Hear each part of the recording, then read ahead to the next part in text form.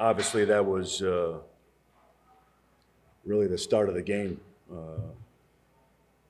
You know, I don't think we've been getting much better defensively, but we lost their shooters, and we never caught up to the ball.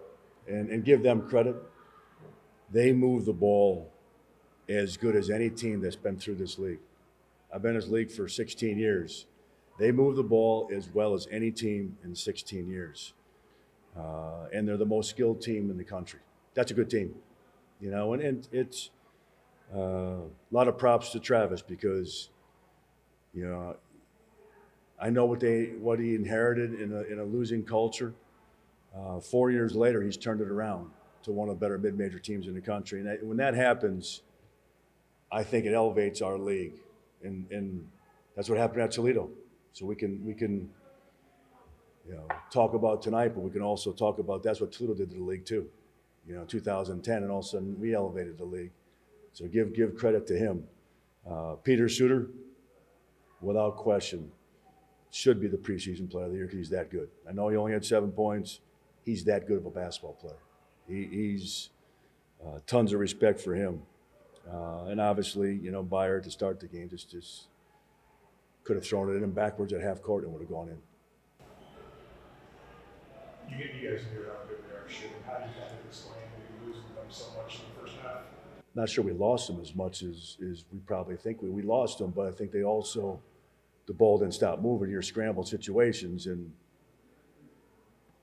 but when you throw on top of the fact they shoot the ball that well and move the ball and space the floor, and I thought our communication was not good, and we had some guys in the first half that just, to be honest with you, didn't and had been playing really well. I think Austin defensively has been playing really well in this first half, and Kyler really struggled. And when you have a senior, like him, seniors need to step up and play. And tonight, it was as bad as he could possibly play. Just the positionless basketball, the ball movement, the shooting, do they kind of remind you of what you guys were at your very best? Yeah, they do. Yeah, they do. And we've got, in last year we didn't shoot the ball. We made a conscious effort of getting, more shooting and more offensive skill. And we're a work of pride. And I think we should have, we got a chance to be a good team now. And this is one bad half of basketball. Second half, I thought we competed. I thought Austin Parks was really good in the second half. Thought Will James gave us some good minutes. Sonny battled, Leroy battled. Sean's always going to battle. But yeah, that's a team that, let's be honest. What'd you say our record was against them? It's 22-3. 22-3. So let's not jump off a bridge. Coach, what would you say your identity is so far this season?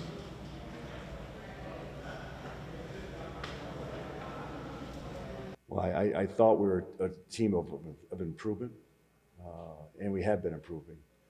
A lot of new guys, a lot of new faces. Probably gave away some games earlier in the year that we'd like to have back.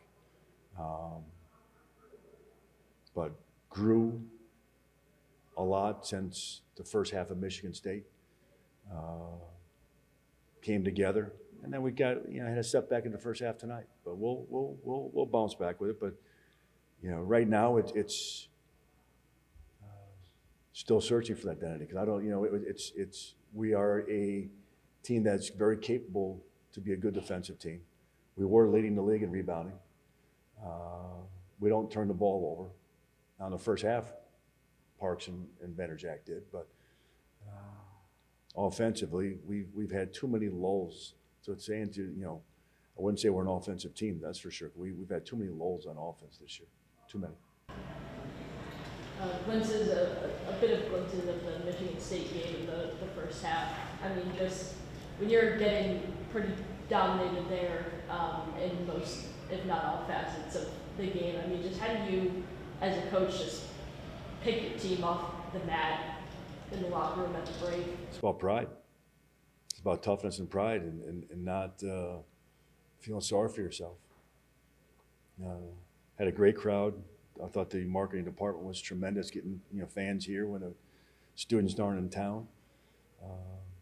Though we had a great crowd, national TV. Just disappointed we didn't play with more toughness and urgency in the first half. I know you addressed it earlier, but is this Miami team one of the top MAC teams you've just seen in your career as coach here? How they played tonight, yes. That's a good team. That's a very good team. I mean, they're the number one ranked mid-major team in the country for a reason. For a reason. That's a good team. And lastly, just, what do you hope your team takes away from a game like this? I hope they learn how to move the ball. And, Peter Sauter he's that good of a player. His pace of play and his leadership and his toughness, they all follow suit. For a guy that scored 7 points, he was really, really good. Obviously, this Miami team is the most efficient team in the country in terms of 2-point field goals and third best in the country in 3-point field goal efficiency. I mean, just what makes their ball movement so tough to guard, especially from beyond the arc? They stretching the floor out. They got 5 guys out there that can knock the 3 down. And, it's kind of tough when you go in those situations where they in ball screen coverages and you gotta pick what you're gonna do. You can't help as much as you probably did your previous games. So, you gotta get there, rotate, you get out there. They're gonna knock shots down. You and Coach Walter said in the past, this is very much a player-led team.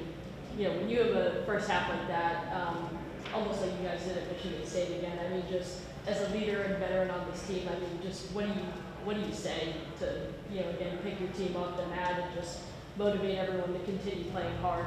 We tell them we play like an egg tonight. We laid an egg tonight.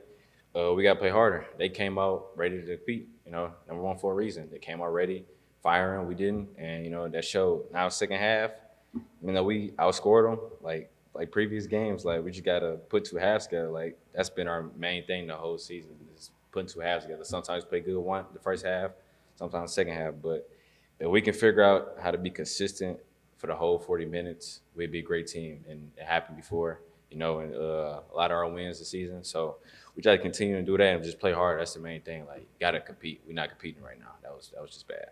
And lastly for me, just what would be the biggest adjustment defensively that you guys will take away from this game and just take forward into as conference play continues? Communication. Got to be able to talk on defense. If you're not going to talk on D, people going to get, messed up who they guard or what position they're supposed to be in. So communication take care of everything. So if we don't communicate, from this point on, it's going to continue to just hurt us. And just like you see tonight, we're going to losing. But that's not going to be the case. We're going to get it together. We're going to get guys to talk more on the defensive end, have more energy, and we're going to win more games.